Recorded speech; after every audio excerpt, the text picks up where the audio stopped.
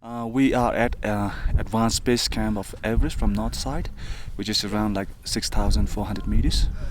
We've been up to like North Col, 66 meters. Like 7,500 meters means like it's a dead zone, and like from where like 7,000 is just like 500 meters like lower than like dead zone.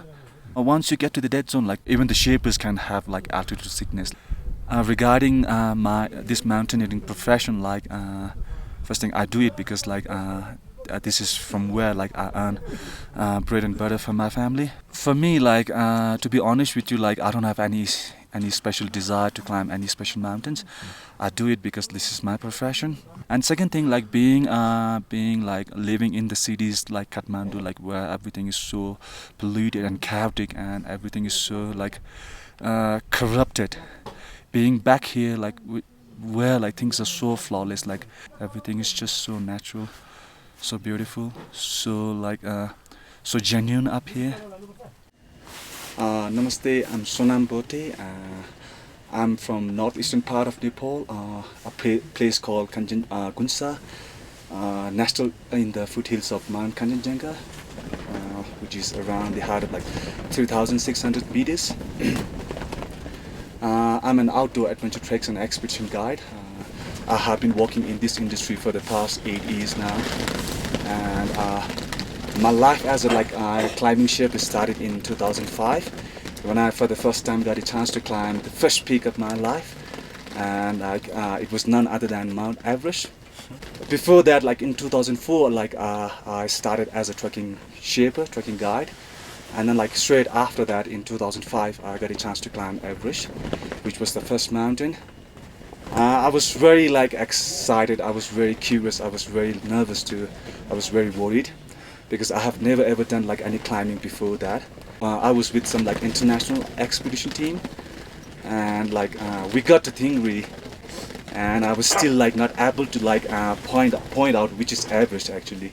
So on the way to like base camp, like we stopped for a break, I mean like pee break, and I just asked one of my climbing mate, which is Everest, and he just showed me like pointed Everest, like that's Everest, and I was kind of like at that particular moment I was speechless. I mean I was flabbergasted, like it's just it's so gigantic like in front of me, like I have never ever seen such a big mountain like in my whole life. And now I'm here to climb this big mountain. We got to base camp and I asked my climbing mate once again like which is the north face route we're gonna do, and he showed me the route. I was still like so worried, like this is such a big mountain and it looks so steep, and I thought like then and there, like I was just like I kept on pondering like how a tiny little human being like me or like Sherpas, like all the Westerners can climb such a big mountain. So I was trying to like accumulate my guts. Now I'm here, I have to do it. And somehow like we got to ABC, like everyone, and like I spent like few days at ABC, and I suddenly had like this altitude sickness.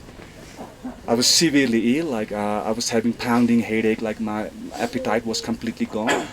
And the sad thing was that at that time, like nobody came to help me. I was very like upset, and like for around like a week, like I was not able to eat anything. I was still having that pounding headache, like every time in my sleeping bag I was rolling all over, trying to like comfort my like headache. And then like my guide, like he told me that like I should go down to base camp to take some rest, and I just went down to base camp. I was very worried, like this is my first time, like I have to do it, and I don't think like I'll get a like second chance if I don't do it this time.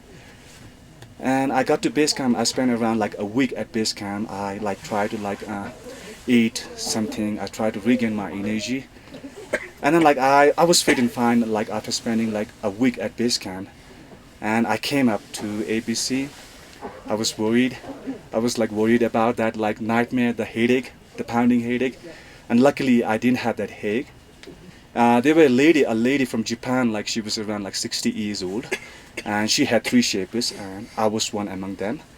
There were other like 2 experienced Sherpas, And these guys were like not quite happy with me.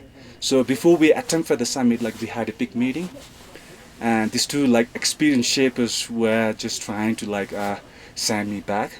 They think that if I like follow them on the summit day, like that means like everyone can't make it.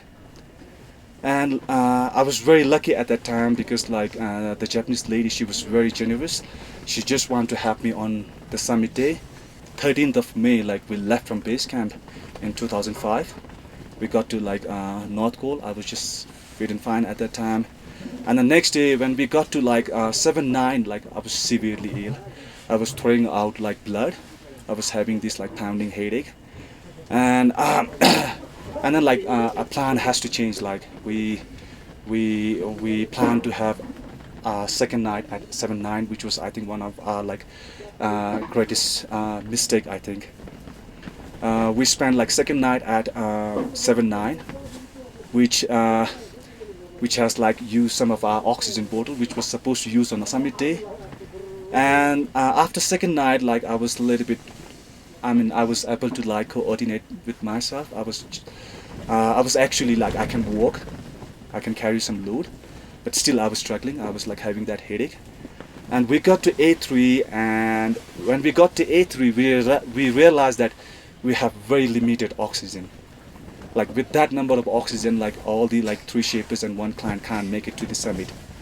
So like we had to contact our guide at Advanced Base Camp, who was at Advanced Base Camp, and our guide said no, you can't go up without like enough oxygen. So we had to turn back, and I felt bad because like my client, like she didn't make it to the top. I felt bad like my shape is like my like climbing shape mate. Like they didn't help me at all. Maybe because like I think I was a kind of like burden at that time. Because of me, like that expedition had to be like a complete failure. We just got up to A3 and we had to turn back. I used like some of my clients' oxygen like in 7-9, and I got back to like Advanced Base Camp safe and sound. My client was like safe and sound, and everybody was just pissed off with me. And expedition was over. I got back to Kathmandu. I spent around a month like simply like sleeping in my room. I was having that headache like for around a month. And like I was very new to this Kathmandu city. Like I know nobody there. I didn't go to like any clinic or any hospital. I was having that headache for around a month. I didn't go to my office. And after spending a month there in Kathmandu in my room alone, my headache was gone. I was just feeling fine. I regained my appetite, and then like I started going to my office. And my the owner of my office, Mr. Chuang Sherpa, he was very generous to me that he gave me a second chance to climb Mount Ama Dablam. And as you know, Mount Ama Dablam is one of the like greatest desire of like every climbers. I was very like, I was happy. I was worried too because like I may not suffer from that kind of like altitude sickness again. And if I do, then I'm sure like I'm gonna like fail the expedition second time. I got a chance to climb this Ama Dablam with a British team called Sandy Allen. There were like 4 people. It was in October season in 2005. And I was worried. I got to base camp, I was very worried. I got to camp 1, I was very worried, but I was just feeling fine. I never experienced that headache again. And somehow I climbed that mountain. No headache, nothing, no vomit, nothing. And I got back to Kathmandu. My boss was very impressed with me because like first mountain, it was like complete failure. And I think he might have realized that he should have given me a chance to climb first like 6,000 meters, and then like 7,000 meters, and then like 8,000, and then like Everest. But I climbed this Ama Dablam peak, and in 2006, I once again got a chance to climb Everest. My mom wasn't ready to like send me to climb this mountain because she knows like it's a very tough mountain. And then 2006, I was just a Sherpa. There were, I think, a group of like 11 Turkish people. That was the first Turkish team ever came to climb Mount Everest. And luckily, like at that time, like I was planning to like publish my first book, a poetry book. It's called like Bards Sketches. And somehow like I an idea came in my mind that I should like launch my book on top of Mount Everest. And I got to ABC. I was feeling fine, and after climbing Ama Dablam, I regained my confidence level.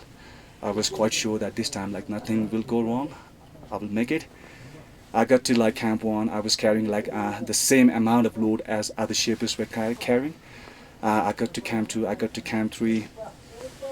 And then like on summit day, that was on 25th May, I guess, we were going for the summit. I was carrying my book in my backpack, and at that time like I was a bit worried that like I was carrying my camera.